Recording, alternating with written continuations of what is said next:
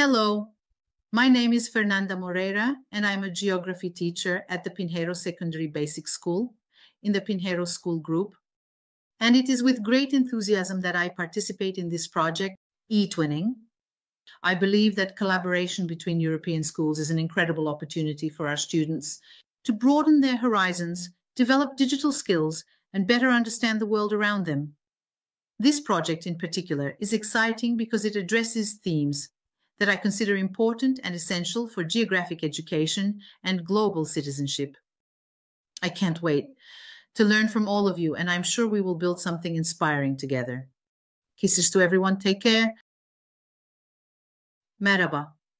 Benim adım Fernanda Moreira ve Pinheiro Okul Grubu'na bağlı Pinheiro Ortaokulu'nda coğrafya öğretmeniyim. Bu projeye katılmaktan büyük bir heyecan duyuyorum. Arası geçiş.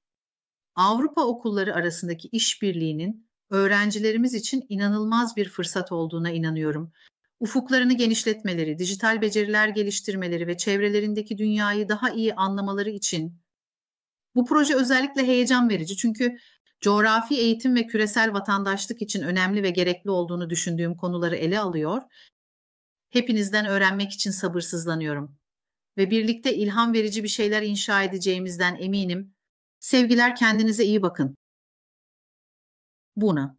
Mă numesc Fernanda Moreira și sunt profesoară de geografie la școala gimnazială și liceală Pinheiro, din grupul de școli Pinheiro, și este cu mare entuziasm că particip la acest proiect eTwinning.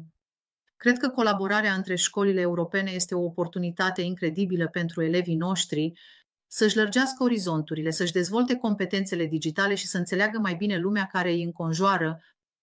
Acest proiect, în special, este captivant deoarece abordează teme pe care le consider importante și esențiale pentru educația geografică și pentru cetățenia globală. Abia aștept să învăț de la voi toți și sunt sigură că vom construi ceva inspirator împreună. Pupiși tuturor, aveți grijă de voi!